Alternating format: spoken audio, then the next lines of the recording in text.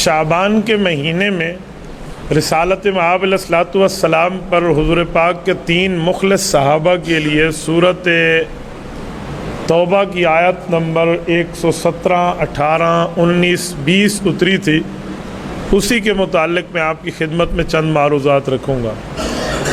سب سے پہلی اور بنیادی بات یہ ہے جو اس واقعے سے ہمیں سبق ملتا ہے کہ ہمیں جھوٹ نہیں بولنا چاہیے، سچ پر قائم رہنا چاہیے، چاہے اپنا نقصان ہوتے ہوئے نظر آئے یا اپنا فائدہ ہوتے ہوئے نظر آئے. یہ سورۃ توبہ ہے، سورۃ نمبر 9 ہے، اور اس کی آیت نمبر 118 ہمارے آج کے گفتگو کا عنوان کے محور ہے. میں پہلے آیت پڑھ دیتا ہوں، پھر اس کا ترجمہ سن لیں، پھر میں واقعہ آپ کی خدمت میں عرض کرتا ہوں. اعوذ باللہ من الشیطان الرجیم. وعلى الثلاثة الذين خلفوا حتى إذا ضاقت عليهم الأرض بما رحبت وضاقت عليهم أنفسهم وظنوا أن لا ملجأ من الله إلا إليه ثم تاب عليهم ليتوبوا إن الله هو التواب الرحيم. فرمایا وہ 3 شخصیات جو رسول اللہ صلی اللہ علیہ وسلم کے ساتھ دینے سے پیچھے رہ گئے، اور حال یہ تھا کہ ان حضرات پر زمین باوجود اپنی وسعت کے تنگ ہو گئی اور ان پر اپنی جانیں بھی تنگ ہوتی نظر آئیں، اور یہ لوگ یہ سمجھنے لگے کہ اب سوائے اللہ کے ہمیں کوئی اس معاملے سے نہیں بچا سکتا. پھر اللہ نے ان پر رجوع رحمت فرمایا تاکہ یہ اپنی غلطی کا اعتراف کرے اور توبہ کر لے، اور اللہ ان کی توبہ کو قبول فرمائے. بے شک رب کریم بڑی توبہ قبول کرنے والا اور اگلی زندگی پر رحمت کرنے والا ہے. واقعہ یہ تھا کہ آپ علیہ الصلوۃ والسلام جنگ تبوک پر جا رہے تھے.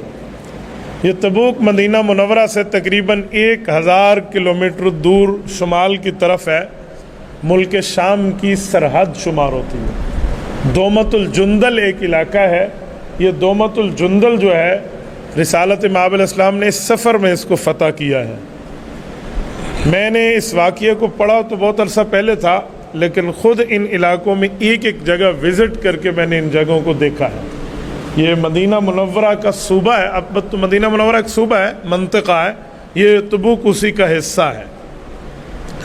میں نے الحمدللہ 1 دن اور 1 رات تبوک میں گزارا ہے، اور پھر اس کے راستے میں مختلف اوقات ہمارے گزرے ہیں. آپ علیہ الصلوۃ والسلام کا یہ سفر جو ہے یہ ایک طرف 15 دن لگتے ہیں آپ علیہ السلام کو، یعنی 15 دن رسول اللہ صلی اللہ علیہ وسلم کے جانے میں لگے. اس وقت تو سواریاں جانوروں پہ ہی سفر ہے. آج میرے خیال میں اس 1000 کلومیٹر پہ آپ کو زیادہ سے زیادہ بھی ٹائم لگے تو میرے خیال میں 9 گھنٹے سے 9.5 گھنٹے میں آپ سعودیہ کے روڈ کی حیثیت سے بتا رہا ہوں تو آپ آسانی سے پہنچ جائیں گے. زیادہ ہو تو 10 گھنٹے، اس سے زیادہ آپ ٹائم نہیں لگتا. آپ علیہ السلام کی عادت تھی کہ جب بھی جہاد کا سفر فرماتے الا ورا فیہ، حدیث میں آپ علیہ السلام واضح نہ فرماتے ادھر جانا ہے یہ کام ہے، فرماتے ہم نے اس طرف کی رخ کا ارادہ کیا تاکہ دشمن تک اس کی اطلاع نہ ہو. یہ پہلا سفر ہے، آپ علیہ السلام نے کھل کے بتا دیا ہم نے تبوک جانا ہے. اچھا وجہ کیا تھی؟ 2-3 وجوہات تھی. پہلی وجہ کہ اتنا لمبا سفر صحابہ کرام نے جہاد کا پہلے نہیں کیا آپ علیہ السلام کی معیت میں. دوسری وجہ یہ تھی کہ شدید گرمی تھی، تو اگر اتنا لمبا سفر کرنا ہے تو اس راستے کی ضروریات کے حساب سے تیاری بھی کر لی جائے. اور تیسری وجہ یہ تھی کہ مکہ مدینہ طیبہ کے باسیوں کا جو گزر بسر تھا وہ مدینہ کی فصل پہ تھا، اور وہ مدینہ کی فصل کھجور ہے، اور فصل کاٹنے کے 2-4 دن ہی آئے ہوئے ہیں. اب آخری دن ہے، بس فصل پکے گی، یہ فصل کو کاٹیں گے، اس کے بعد اس فصل کو بیچیں گے، اور 1 سال ان کا گزر بسر اسی پہ رہے گا. اب یہ اس کو چھوڑ کے جا رہے تھے. یہ 3 باتیں تھی تو کھلا بس صحابہ کرام نے تیاری کی اور سچے ساتھ چل پڑے. کچھ لوگوں نے، منافقوں نے، جو اپنے شکل میں غیر کا نمائندہ ہوتا ہے منافق، اس نے یہ کہا کہ گرمی بہت سخت ہے، کچھ دنوں سفر مؤخر کر دیا جائے. تو قرآن کریم نے صورت میں آیت اتاری کہ جہنم کی گرمی اس سے بھی زیادہ سخت ہے. پھر انہوں نے کہا جی باغات پکے ہوئے ہیں، کہ جی دنیا میں رزق کی ذمہ داری تو اللہ نے اس وقت لے لی تھی، ہم ماں کے پیٹ میں تھے، اس پر تھوڑی ہے. یعنی ایک مسئلے کو حل کیا جاتا تھا. رسالت مآب علیہ الصلوۃ والسلام نے سفر کیا، چند کچھ معدود بندے پیچھے چھوڑے۔ آپ علیہ السلام کی عادت تھی جب بھی جہاد کے سفر پہ جاتے معذور چھوڑ دیتے، بچے چھوڑ دیتے، خواتین مدینہ طیبہ میں ہوتی، یا اس شخص کو چھوڑ دیتے جس کو حضور پاک علیہ الصلوۃ والسلام ان معذورین کا امام بنا جاتے، یا باقی ماندہ جو لوگ تھے مسجد نبوی کا انتظام و انصرام سنبھالنے کے۔ اکثر ایک صحابی ہیں، نابینا ہے، حضرت عبداللہ ابن ام مکتوم رضی اللہ عنہ، وہ حضور پاک علیہ الصلوۃ والسلام کی غیبوبت میں حضور پاک علیہ السلام کے نائب کے طور پہ مسجد نبوی میں فرائض منصبی سر انجام دے۔ اس سفر میں ہوا یہ کہ اللہ کے رسول صلی اللہ علیہ وسلم نے حضرت علی المرتضیٰ کو بولا کہ آپ عبداللہ کی جگہ رہیں۔ تو حضرت علی المرتضیٰ بہادر، نڈر، شیر خدا، لا سیف الا ذوالفقار ولا فتح الا علی، حضرت علی المرتضیٰ کے یہ ذہنی توقعات کے خلاف فیصلہ آیا، لیکن حکماً تسلیم کیا۔ دل میں تو کچھ بات تھی نا کہ یار میں صاحب تلوار ذوالفقار ہو کر بھی گھر میں بیٹھوں، تو یہ دل چہرے پر بعض اوقات کیفیات لے آتا ہے۔ تو آپ علیہ الصلوۃ والسلام نے تو حضرت علی المرتضیٰ کے ساتھ ایک گھر میں زندگی گزاری ہے، تو حضرت علی کو چہرے کو دیکھ کر حضور نے فرمایا علی پریشان ہے۔ تو حضرت علی رضی اللہ عنہ عرض کرنے لگے جی ہاں یہ بات ہے، اب میں رہوں گا تو پیچھے یہ منافق رہیں گے، یا یہ بچے رہیں گے، یا معذور رہیں گے، یا عورتیں رہیں گی، میں رہوں گا، بس اس لیے دل تنگ ہے، لیکن آپ کا حکم ہے میں رہوں گا۔ دلی کیفیت آپ نے پوچھی، میں نے عرض کر دی۔ تو آپ علیہ السلام نے تسلی دیتے ہوئے فرمایا اما ترضا، تجھے راضی ہونا چاہیے، ان تکون منی بمنزلۃ ہارون من موسیٰ الا انہ لا نبی بعد، آپ اور میری نسبت تو حضرت ہارون اور حضرت موسیٰ علیہ السلام جیسی ہے۔ حضرت موسیٰ جب سفر پہ جاتے تھے، کوہ طور پہ 40 رات اعتکاف کے لیے گئے، حضرت علی نے عرض کیا رسول اللہ گئے، تو فرمایا پیچھے کسے چھوڑ گئے؟ کہا جی اپنے بھائی حضرت ہارون کو۔ کہا تو بھی میرے چچا کا بیٹا ہے، اب تسلی ہوئی؟ خیر رسول اللہ اب میں راضی ہو گیا۔ اب اما ترضا کی وجہ سے حضرت علی کو ہم المرتضیٰ کہتے ہیں، علی المرتضیٰ، جو حضور پاک نے وہاں یہ بات فرمائی۔ آپ علیہ السلام چل پڑے، رسول اللہ کے ساتھ تمام مخلصین گئے ہیں۔ اللہ کے رسول صلی اللہ علیہ وسلم جب وہاں پہنچے ہیں تو 1,00,000 فوج لے کر آنے کا جھوٹا دعویٰ ثابت ہوا کہ وہ ہرقل لایا تھا اور 1,00,000 رومی فوج لایا تھا۔ ایک روایت ہے کہ اس نے لائی تھی لیکن وہ ڈر گیا تھا کہ یار یہ 1,000 کلومیٹر دور نکل کے مسلمانوں کا لشکر آ گیا ہے۔ غالباً اس وقت مسلمانوں کے لشکر کی تعداد کوئی 30,000 کے لگ بھگ ہے، تو یہ اتنا دور آ کے میرا مقابلہ کر رہے ہیں، تو یہ تو ہمیں کچی موٹیاں ہماری چبا جائیں گے۔ تو کہتے وہ ڈر کے مارے واپس ہوا، وہ نہ آیا، ایک روب طاری ہو گیا۔ آپ علیہ السلام کا 20 دن کا قیام تو تبوک میں ہے۔ رسالت مآب علیہ الصلوۃ والسلام کے وہاں قیام کے ابھی بھی آثار ہیں۔ حضور پاک علیہ الصلوۃ والسلام کے آثار آپ نے دیکھنے ہو نا، میں نے دیکھا ہے تبوک میں، وہاں مساجد ہے نا، مسجد کی مینار پہ 2 قسم کی علامتیں لگی ہوئی ہیں۔ ایک مینار وہ ہے جس پر چاند بنا ہوا ہے لیکن آدھا چاند، فل مکمل گول نہیں، آدھا چاند، اور 2-3 مساجد وہ ہیں جس پر پورا گول چاند ہے مینار کے اوپر۔ تو وہاں ایک بزرگ نے ہمیں بتایا کہ جہاں علیہ السلام کا خیمہ تھا اور جہاں صحابہ کے خیمے تھے یہ فرق ہے۔ جہاں صحابہ کے خیمے تھے یہ آدھے چاند کی مساجد وہاں بنائی ہوئی ہیں، اور جہاں حضور پاک کا خیمہ تھا یہ فل چاند والی جگہ یہ ہے، وہ آج بھی قائم ہے۔ اللہ ہم سب مسلمانوں کو زیارت کی توفیق عطا فرمائے۔ رسالت مآب علیہ الصلوۃ والسلام واپس آئے ہیں۔ جب آپ علیہ السلام مدینہ طیبہ واپس آنے لگے نا، اور یہ خبریں پہنچ گئیں کہ آپ علیہ السلام نے ایک سپر طاقت کو مرعوب کیا ہے، تو 3 صحابی ہیں، 2 بدری ہیں اور 1 غیر بدری ہے۔ ایک ہے کعب بن مالک، ایک ہے مرارہ بن ربی، ایک ہے ہلال ابن امیہ رضی اللہ عنہ۔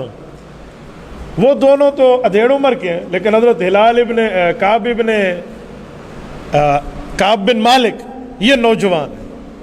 اب یہ کہتے ہیں میں نے دل میں اپنے دل سے ایک جنگ لڑنا شروع کی کہ تو کیا کر بیٹھا؟ ہوا کیا تھا؟ 2 سواریاں بہترین قسم کی خرید رکھی تھی اور کہا تھا حضور کے ساتھ جاؤں گا۔ سستی ایسے ہوئی، کبھی خاندان، کبھی گھر بار، کبھی باقی معاملات، کبھی فیملی کو ٹائم، کبھی یہ، یار بڑی تگڑی سواری ہے تیرے پاس، اتنا تیز گھوڑا ہے، حضور پاک آج چلے گئے نا، یہ 2 دن بھی آگے چلے جائیں میں دوڑا کے پہنچ جاؤں گا۔ یہ دل کو تسلی دیتے رہے۔ کہتے ہیں اس تسلی اور گمنڈ میں آپ علیہ السلام کی واپسی ہو گئی، اور میرے اوپر اس محبت پہ قیامت گزر رہی تھی کہ سامنا کیسے کرو گے۔ نہ اجازت لی تھی، نہ حضور نے اجازت دی تھی، تیاریاں بھی عروج پہ تھیں اور سب کچھ معلوم تھا، اور یہ کیا کر بیٹھے۔ اچھا، حضرت کعب بن مالک فرماتے مجھے یہ نہیں پتا تھا، میرے ساتھ 2 اور سچے مسلمان بھی اس طرح کی کیفیت میں ہیں۔ میں خود کو اکیلا سمجھ رہا تھا. کہتے ہیں اب 2-3 باتیں ہوئی. مجھے میرے گھر سے کچھ فیملی ممبر نے مشورہ دیا آپ علیہ السلام آئیں گے, رحیم و کریم مزاج حضور پاک کا, بس معافی مانگ لینا کام بن جائے گا, کہنا میں مصروف تھا یہ وہ فلاں. ہر جنگ میں ساتھ شریک ہے سوائے جنگ بدر کے, 25 جنگوں میں رسول اللہ کے ساتھی ہیں, تو معافی ہو جائے گی. کہتے ہیں آپ علیہ السلام تشریف لائے, مسجد نبوی بیٹھے, رسالت مآب علیہ السلام کے سامنے وہ جھوٹے منافق بھی آئے جن کو اصل اپنے باغوں کی پڑی ہوئی تھی. وہ آئے اور خدا کی قسم اللہ جانتا ہے, اللہ حاضر ناظر ہے, مجبوری تھی نہیں جا سکے, بیمار تھے, یہ جھوٹ بولتے گئے. یعتذرون علیکم قرآن کریم میں ہے نا. تو رب کریم نے آپ علیہ السلام پر یہ بات کھول دی کہ جھوٹے ہیں, لیکن ظاہری کیفیت پہ رسول اللہ نے فرمایا اچھا ٹھیک ہے, تمہارا باطن اللہ کے حوالے, تمہارا دل اللہ کے حوالے, ظاہری بات ہے ٹھیک ہے اوکے چلو چلو چلو, یوں کہتے ہیں. یہ بھی بیٹھے ہوئے ہیں لائن میں سچے صحابی, ان کو کسی نے کہا جا تو بھی کہہ دے. یہ جب آگے ہوئے نا اللہ کے رسول کے, صحیح بخاری میں حدیث موجود ہے, یقین مانے بندے کے رونگٹے کھڑے ہو جاتے ہیں. اس صحابی نے جھوٹ نہیں بولا اور سچ بولنے کا انداز کیا اختیار کیا. آپ علیہ السلام کو عرض کیا کہ یا رسول اللہ, اگر میں جھوٹ بول کے ادھر ادھر کی بات کر کے آپ کو راضی کرنا چاہوں تو ہو سکتا ہے آپ راضی ہو جائیں, لیکن جب اللہ میری اس بات کی کلی آپ پہ کھول دے گا نا, اور جو میری بدنامی اس وقت ہوگی جب وحی اتر آئے گی, اور جو آپ کا غصہ اس وقت ہوگا نا, اس کو میں برداشت نہیں کر پاؤں گا. حضور پاک نے پوچھا کہ آپ کہنا کیا چاہتے ہو؟ کہ رسول اللہ کوئی عذر نہیں تھا, کوئی مجبوری نہیں تھی, صرف میری سستی ہے. آج جھوٹ بول کے کیوں میں اپنے آپ کو بچا لوں؟ میری غلطی ہے, میری سستی ہے, 100% میری وجہ ہے, باقی کوئی وجہ نہ. میری کوئی فیملی ممبر میں کوئی بیمار تھا, نہ مجھے کوئی باغوں کی فکر تھی. مسئلہ یہ تھا کہ میرے پاس تیز ترین سواریاں تھیں, میں اس بات پہ مبتلا رہا کہ بڑے تیز گھوڑے اور میرے پاس سواریاں ہیں, آج پہنچ جاؤں گا اور کل پہنچ جاؤں گا. بس اس چکر میں نے خود کو ڈالا ہوا تھا, حتیٰ کہ آپ کی واپسی شروع ہو گئی اور میں ہاتھ پہ ہاتھ ملتے اور اس معاملے کو دھرے دیکھا رہ گیا. کہتے ہیں آپ علیہ السلام نے فرمایا ٹھیک ہے, سچ بولا ہے تو پھر سینہ بڑا کرو اور تسلی رکھو, اٹھ جاؤ, اللہ تیرے بارے میں خود فیصلہ فرمائے گا. کہتے میں اٹھ کے آنے لگا نا تو میرے دوست قریبی لوگ میرے قریب آ گئے جو میرے فیملی ممبر تھے. کہا کیا ضرورت تھی اتنی بڑی بات کرنے کی, معافی مانگتا جان چھڑاتا. تو کہتے ہیں اتنا مجبور کیا ان ساتھیوں نے کہ میری نیت ہوئی کہ واپس چلا جاؤں اور کہوں کہ یا رسول اللہ جذبات میں کہہ بیٹھا تھا, بس غلطی تھی, معافی دے دو.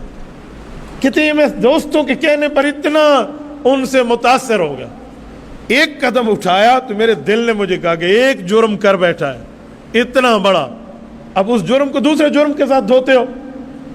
نہیں, کہتے میں نے ساتھیوں کا جاؤ جو تم کہتے ہو کہہ لو, میں نے کہا ہے. آپ علیہ الصلوۃ والسلام نے معاملہ اس کے حوالے کیا جس کا کلمہ ہم نے پڑھا ہے, تو اللہ نیتوں کو جانتا ہے, رب کریم فیصلہ فرمائے. کہتے ایک بات میں نے ساتھیوں کہا مجھے ایک بات بتاؤ, کوئی اور بھی ہے جس نے اس طرح میرے ساتھ بات میں موافقت کی ہو؟ کہا 2 بندے اور ہیں. کہا کون؟ کہا ایک ہلال ابن امیہ ہے اور ایک مرارہ بن ربیعہ رضی اللہ عنہ. کہا واہ کیا بات ہے, وہ دونوں بدری صحابی ہیں. کہا پھر ہمارا کام انشاءاللہ اللہ تعالیٰ فضل سے فرمائے گا. ہم اپنے گھروں کو آگے, جب گھروں میں آئے نا, آپ علیہ الصلوۃ والسلام کے پیچھے اعلان ہوا سوشل بائیکاٹ, عوامی سطح پہ. کہا نہ کوئی ان سے ملے, نہ کوئی ان کو سلام کرے, نہ ان کے سلام کا جواب دے, نہ ان سے مکالمہ کرے, نہ ان سے بات چیت کرے, سب کچھ بند. کہتے جب یہ بات ہم تک آئی 2 سوال میرے سامنے کھڑے ہو گئے. آپ کہتے ہیں ایک تو میرے اوپر یہ بات آ گئی کہ اگر کعب ان دنوں میں تو دنیا سے رخصت ہو گیا تو تیرا جنازہ تو رسول اللہ نہیں پڑھیں گے. حضور کا صحابی, حضور کے قریب بیٹھ کے, پڑوس میں, مدینہ میں رہ کر بھی اگر حضور میرا جنازہ نہ پڑھے تو میری قسمت کا کیا بنے گا. کہتے ہیں ایک یہ بات کھائے جا رہی. دوسری بات یہ تھی کہ اگر اللہ کے رسول ان دنوں میں دنیا سے رخصت ہو گئے تو میری تو نسلوں سے قیامت تک کوئی کلام نہیں کرے گا. کہا اس کے لیے تو حکم نبوی موجود ہے.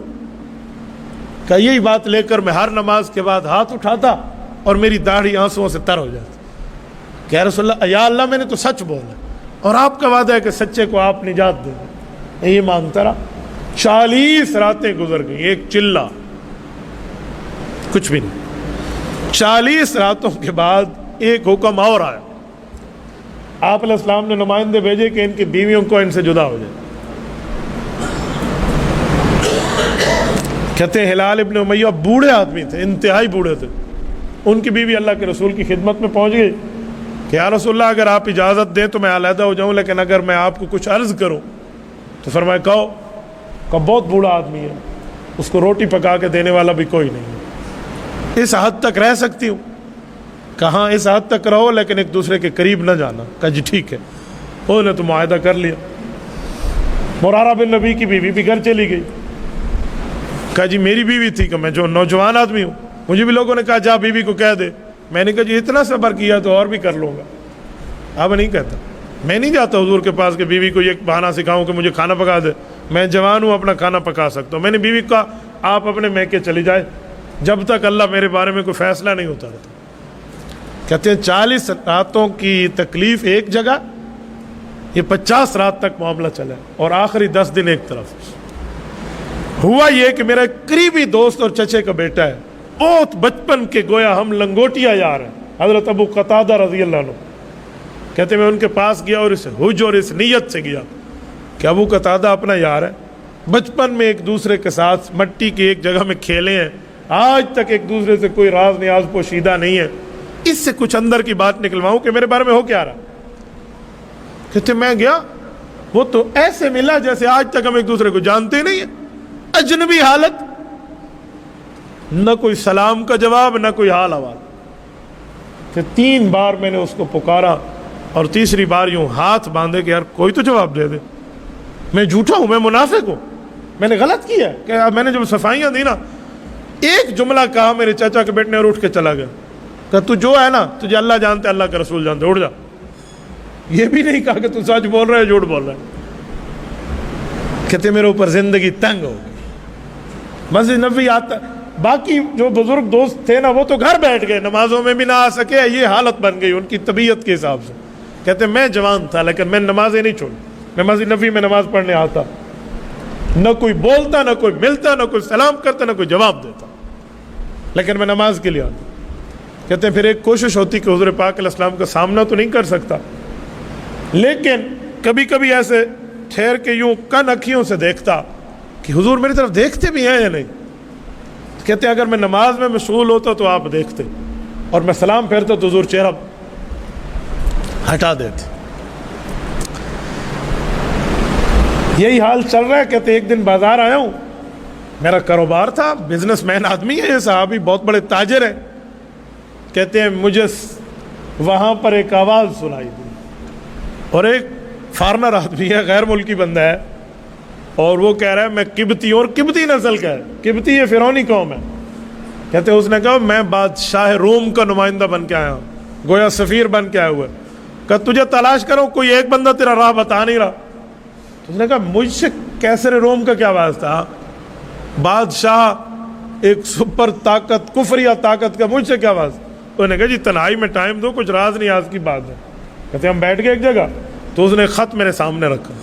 اس زمانے میں خط کوئی پڑھتا تھا، یعنی جو تعلیم کی لکھانے کا حساب ہوتا تھا، تو یہ ان میں پڑھے لکھے بندے تھے. تو انہیں خط پڑھا تو اوپر لکھا ہوا ہے کہ ہمیں پتہ چلا کہ ہمارے مقابلے میں جو جنگ ہوئی ہے نا، تو تیرا نبی تو آیا لیکن تو واقعی بزنس مین ہے، تو اپنی تجارت سے پیار کرتے تو اس کے ساتھ نہیں آیا. اس سے ہمیں سمجھ آیا کہ تو اندرون کھاتا ہمارا ہے، تو ہمارے پاس آ جا، ہم آپ کو سیاسی پناہ دیں گے، آپ کو عزت دیں گے، اور جن لوگوں نے آپ کو ذلیل کیے ہوئے آپ سے باتیں بھی نہیں، فلاں فلاں اس طرح کی باتیں کر کے کہ ان کو سمجھ آ جائے گی. آؤ، جو آپ کو ہیلپ اور مدد اور تعاون اور نصرت چاہیے، ہمارے دروازے آپ کے لیے کھلے ہیں. یہ ایک سپریم پاور اس زمانے کی وہاں کا بادشاہ یہ آفر کر رہا. کہتے میں دل میں یہ پڑھ رہا تھا اور دل میں سوچ رہا تھا، زبان سے پڑھ رہا اور دل سے سوچ رہا کہ کعب اب یہ حالت ہو گئی ہے کہ کفر آپ کو اسلام چھوڑنے کی آفر کرے گا، اب اسے کیا جواب دو. کہتے ہیں غصے سے میرے ہاتھوں پر اتنا غصہ طاری ہوا کہ میں جواب لکھنے کی پوزیشن میں نہیں تھا.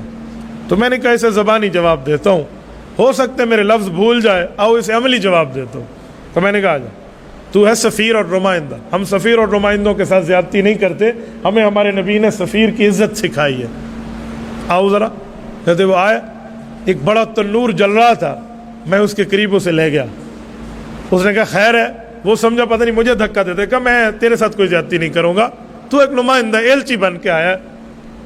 اس خط کو اٹھایا اور اس تندور میں جلا دیا. اور میں نے کہا جی دیکھ لیا, یہی بات جا کے اپنے بادشاہ کو کہنا ہے, اس نے عملی جواب دیا.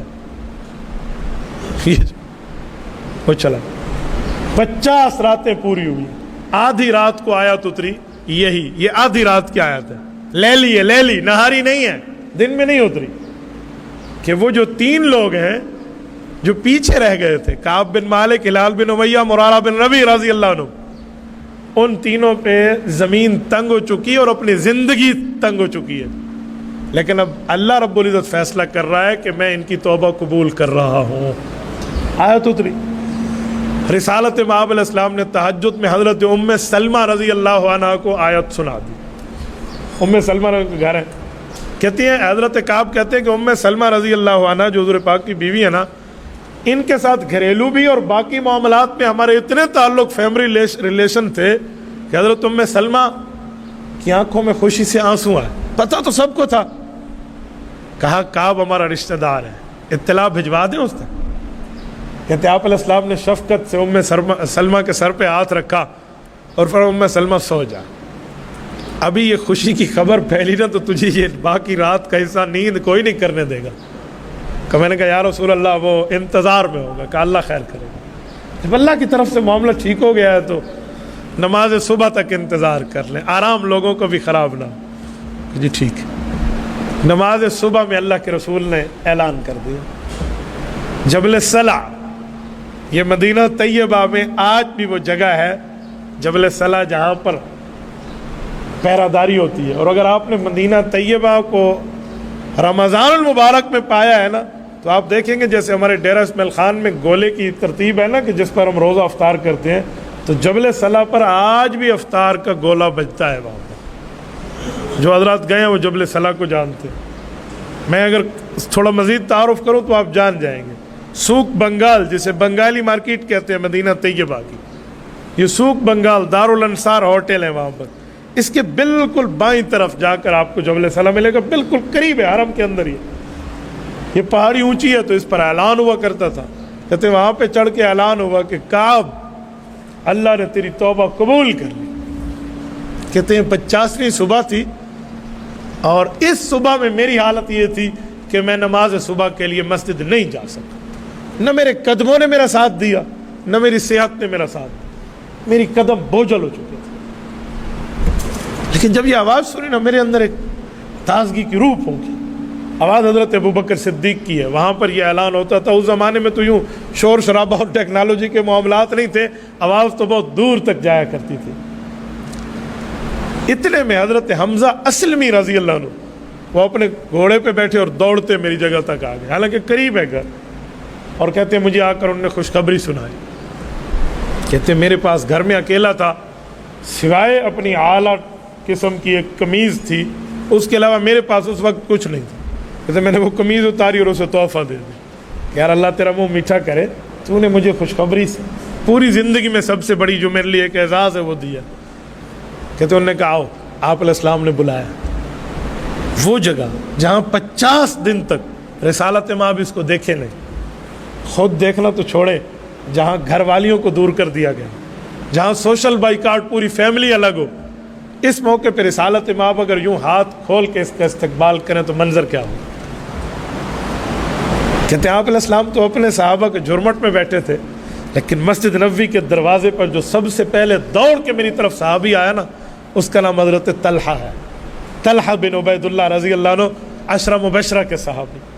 کہتے ہیں ان کا یہ احسان میں کبھی نہیں بھولوں گا کہ آج تک کوئی بولتا نہیں تھا اور یہ مجمع میں اٹھ کے سب سے پہلے مجھے گلے ملے.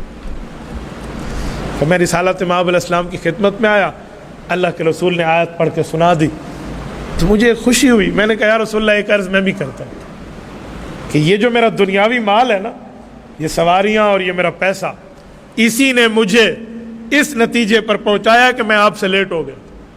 میں اب اس مال کو اپنے قبضے میں نہیں رکھنا چاہتا. یہ مال سارا اللہ کے راستے میں صدقہ ہے, جو مجھے پیغمبر کی صحبت میں جانے سے چھڑا دے, یہ مال رکھو. کہتے حضور پاک علیہ السلام نے شفقت سے میرے کندھے پہ ہاتھ رکھا, فرمایا نہیں, اللہ کرم کرے گا. یا رسول اللہ میرا جی چاہتا ہے میں ان میں ایک ٹیڈی بھی اپنے پاس نہ رکھوں. ایسا نہیں ہے, آپ کا خاندان ہے, آپ کی فیملی ہے. کچھ صدقہ کر دو اللہ کے نام پہ جو کرنا ہے۔ کہا یا رسول اللہ اگر آپ اجازت دیں تو پھر میں بھی عرض کروں۔ کہا جی بتاؤ۔ کہ وہ جو خیبر میں مجھے ایک باغ آپ کی طرف سے ملا تھا نا، بس وہی آپ والا تحفہ میرے پاس ہے، مجھے اور کچھ نہیں چاہیے، باقی سب اللہ کے راستے میں صدقہ۔ کہتے ہیں آپ علیہ السلام نے مسکرا کے قبول فرمایا کہ غرباء کو دے دو، اور پھر عرض کرنے لگے کہ یا رسول اللہ ٹھیک ہے 50 دن جو میری محبت پہ قیامت گزری ہے یہ اپنی جگہ، لیکن میں اب پوری زندگی میں طے کر رہا ہوں کبھی جھوٹ نہیں بولوں، میرے سچ نے میرے رب کی طرف سے مجھے نجات عطا فرمائی، تو بس میں جھوٹ نہیں بولوں۔ یہ قرآن کریم سورت نمبر 9 سورت توبہ آیت نمبر 118 ہے، اور یہ 3 خوش نصیب ہیں، اور ان تینوں کو بلا کر رب کریم نے معافی کے اعلان میں جو لفظ اتارے تھے رسول اللہ صلی اللہ علیہ وسلم نے وہ لفظ سنا دیے، اور جن لوگوں نے جھوٹ بولے تھے ان کا کیا ہوا؟ رب کریم نے 11واں پارہ جو شروع فرمایا وہ یہی لفظ ہے، یعتذرون الیکم اذا رجعتم الیہم، جب آپ ان کے پاس آئے نا جھوٹ بولنے آ جائیں گے، ہم نے غلطی کی فلاں کی، اے منافق ایسے بولیں گے۔ رب کریم نے فرمایا انہیں کہنا اب کوئی عذر پیش نہ کرو، تم تو ایمان لائے ہی نہیں ہو، تمہارے معاملے کو اللہ کا رسول دیکھ رہا ہے، تمہارے ساتھ معاملہ ہوگا۔ سیحلفون باللہ لکم اذا انقلبتم الیہم، اللہ کی قسمیں اٹھانے کی ترتیب شروع کر دیں گے جھوٹے آپ کے سامنے، جھوٹے بولیں گے تاکہ آپ ان کو معاف کر دیں۔ فرمایا انہم رجسم، کہہ دو جو بغض تمہارے سینے میں موجود ہے وہ ایک پلیتی ہے، اور وہ پلیتی کی سزا مل کے رہے گی۔ یہ صحابہ اور منافق کا فرق ہے، اپنے اور پرائے کا فرق ہے، دشمن اور دوست کا فرق ہے، جو قرآن مختلف طرح پہ نازل کر رہا ہے، لیکن فیصلہ ایک ہی بات پر ہے کہ بندے کو سچ بولنا چاہیے، سچ کے ماننے میں تاخیر ہو جائے گی لیکن کبھی تعذیب اور عذاب کا معاملہ نہیں ہو، سچ بندے کو نجات دیتا ہے۔ اللہ ہمیں بھی سچ بولنے کی اور سچوں کا ساتھ دینے کی توفیق عطا فرمائے۔ اقول قولی ھذا واستغفر اللہ وآخر دعوانا ان الحمد للہ رب العالمین۔